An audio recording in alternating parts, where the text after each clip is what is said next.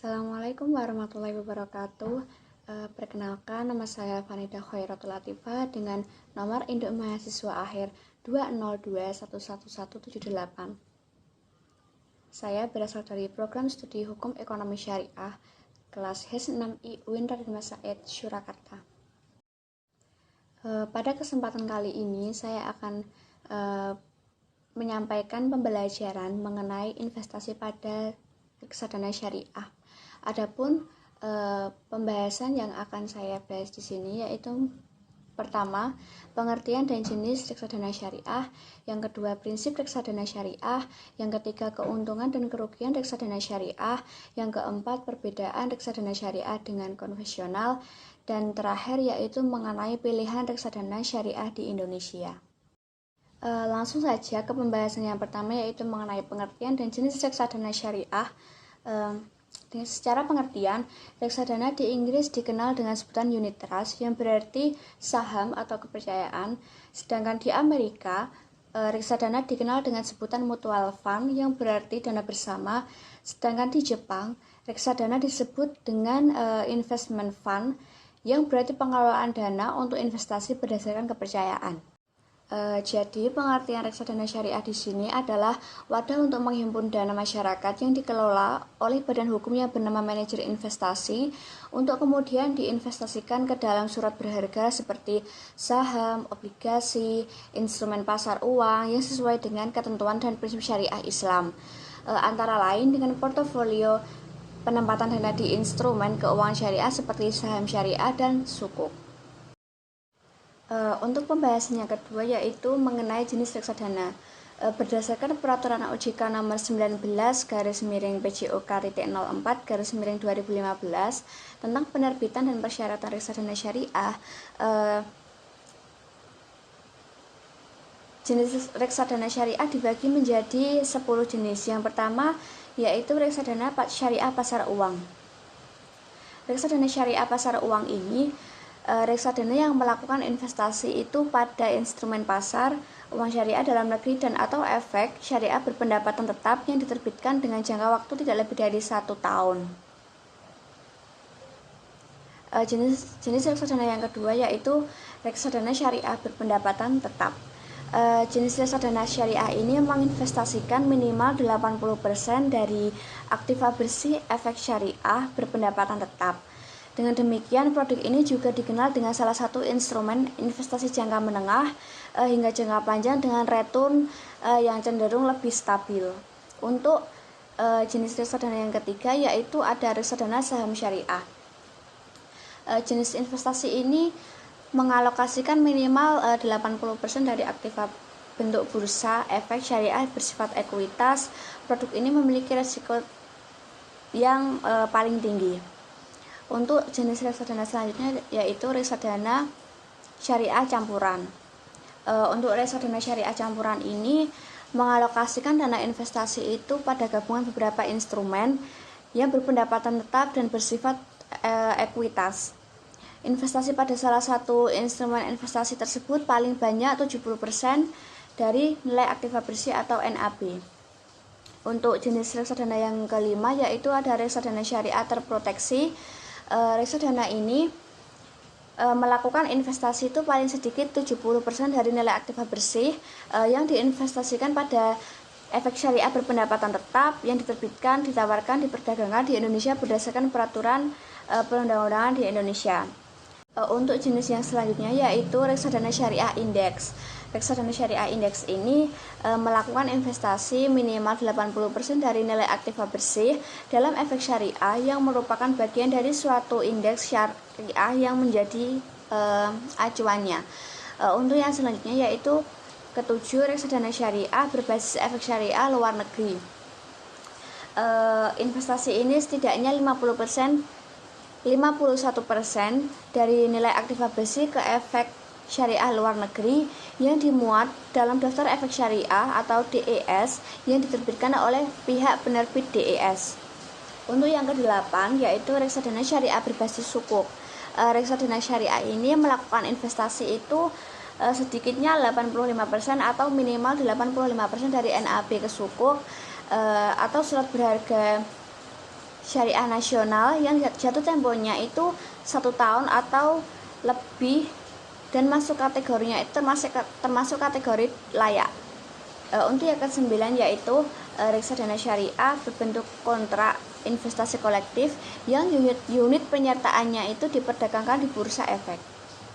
Untuk jenis yang terakhir itu ada reksadana syariah berbentuk kontrak investasi kolektif penyertaan terbatas. Untuk reksadana ini dimaksudnya adalah menghimpun dana dari pemodal profesional untuk diinvestasikan kepada portofolio efek. Tidak terbatas, tapi untuk instrumen pasar modal ini juga butuh pembiayaan terhadap sektor real. Untuk pembahasan selanjutnya yaitu mengenai prinsip reksadana syariah.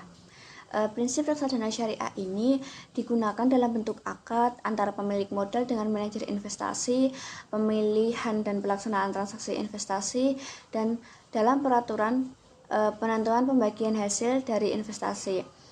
Menurut Fatwa DSN MUI nomor 20/DSN-MUI/4/2001 yaitu prinsip syariah di sini yaitu yang pertama, akad antara pemodal dengan manajer investasi dilakukan secara hawalah. Dan yang kedua, investasi hanya dapat dilakukan pada instrumen keuangan yang sesuai dengan prinsip syariah.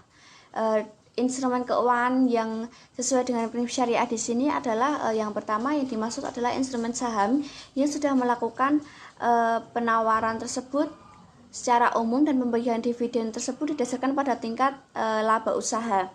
Untuk yang kedua, penempatan dalam deposito tersebut ada pada bank syariah, bank umum syariah.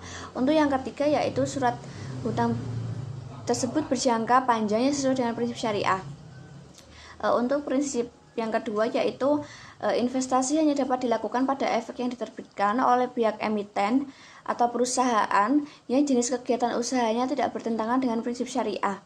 Adapun di sini yang termasuk dalam kegiatan yang bertentangan dengan syariat Islam yaitu meliputi usaha perjudian, permainan yang tergolong judi atau perdagangan yang dilarang, usaha lembaga keuangan konvensional atau yang termasuk mengandung unsur riba. Terus juga usaha yang memproduksi atau mendistribusikan serta memperdagangkan makanan dan minuman yang haram. Untuk prinsip yang keempat yaitu pemilihan dan pelaksanaan investasi ini harus dilaksanakan menurut prinsip syariah atau dengan kehati-hatian serta tidak diperbolehkan melakukan spekulasi yang di dalamnya mengandung unsur gharar atau ketidakjelasan. Untuk yang prinsip terakhir itu hasil investasi tersebut yang dibagikan harta bersih dari unsur non halal. Untuk pembahasan selanjutnya yaitu mengenai keuntungan dan kerugian reksadana syariah. Keuntungan di sini terbagi menjadi 4 yaitu tingkat likuiditas yang baik, kedua manajer profesional, ketiga diversifikasi, terakhir biaya rendah. Adapun kerugian di sini yaitu meliputi yang pertama risiko perubahan kondisi dan politik, kedua dan terakhir yaitu risiko berkurangnya nilai unit penyertaan. Untuk pembahasannya secara keuntungan yang pertama yaitu tingkat likuiditas yang baik. Yang dimaksud likuiditas di sini adalah kemampuan untuk mengelola uang masuk dan uang keluar dari reksadana. Dan kedua manajer profesional. Pada prinsipnya manajer investasi tersebut paling banyak itu selalu bekerja keras untuk meneliti ribuan peluang investasi dari pemegang saham atau unit reksadana agar hal tersebut dapat mempengaruhi tingkat kinerja yang baik. Untuk yang ketiga diversifikasi. Diversifikasi di sini adalah investasi di mana investor tidak menempatkan seluruh dana investor ke dalam suatu peluang investasi, yaitu dengan maksud membagi risiko. Untuk yang terakhir, keuntungan yang terakhir itu adalah biaya rendah. Karena reksadana merupakan kumpulan dana dari banyak investor, sehingga besarnya kemampuan melakukan investasi tersebut menghasilkan biaya transaksi yang murah. Untuk selanjutnya mengenai kerugian. Kerugian di sini terbagi menjadi dua, yaitu yang pertama risiko perubahan kondisi dan politik. Perubahan kondisi perekonomian dan politik di dalam negeri maupun di luar negeri atau peraturan khususnya di bidang pasar uang dan pasar modal merupakan faktor yang dapat mempengaruhi kinerja perusahaan di Indonesia, termasuk perusahaan-perusahaan yang tercatat di Bursa Efek di Indonesia yang secara tidak langsung hal tersebut akan mempengaruhi kinerja portofolio reksadana. Untuk kerugian yang kedua yaitu resiko berkurangnya nilai unit penyertaan. Nilai unit penyertaan ini dapat berfluktuasi akibat kenaikan dan penurunan nilai aktiva bersih berdasarkan penurunan bersih reksadana. Untuk pembahasan selanjutnya yaitu mengenai perbedaan reksadana syariah dan konvensional. Perbedaan di sini terbagi menjadi dua, yaitu yang pertama mengenai kinerja reksadana saham konvensional dan saham syariah. Untuk yang kedua yaitu berinvestasi pada reksadana syariah dan reksadana konvensional. Yang pertama yaitu kinerja reksadana syariah dan konvensional.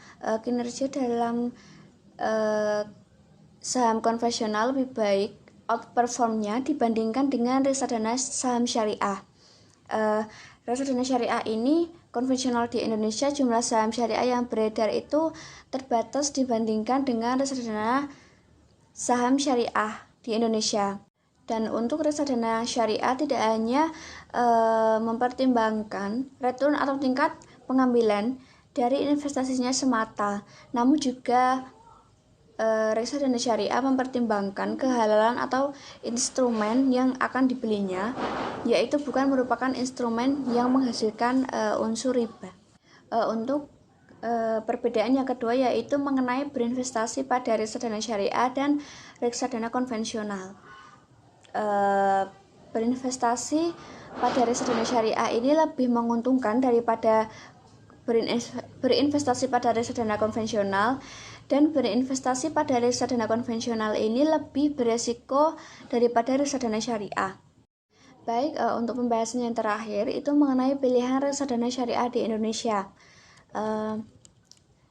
Pilihan reksadana syariah di Indonesia itu ada 4, yaitu yang pertama reksadana syariah mandiri, yang kedua reksadana syariah BNI, yang ketiga reksadana syariah Manulife, dan yang terakhir yaitu Bahana.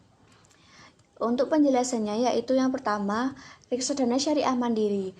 Reksadana syariah mandiri di sini itu merupakan produk reksadana syariah yang dikelola oleh manajer investasi atau mandiri investasi. Untuk yang kedua, pilihan yang kedua yaitu reksadana syariah BNI. Reksadana syariah BNI di sini adalah reksadana syariah yang dikelola oleh manajer investasi atau BNI Asset Management. Untuk yang ketiga yaitu mengenai reksadana syariah Manulife. Pilihan reksadana syariah Manulife ini adalah produk reksadana syariah yang dikelola oleh manajer investasi atau Manulife Investment Management. Untuk yang terakhir yaitu Bahana. Bahana merupakan manajer investasi yang mengelola beberapa produk asuransi syariah di Indonesia. Produk reksadana syariah dari Bahana ini cukup dipertimbangkan oleh para pembeli reksadana syariah dikarenakan pertumbuhannya dapat dikategorikan tingkatnya sedang. Itu tadi pembelajaran dari pembahasan investasi pada reksadana syariah yang dapat saya sampaikan. Kurang lebihnya mohon maaf. Wallahul muwaffiq ila aqwamit thoriq. Assalamualaikum warahmatullahi wabarakatuh.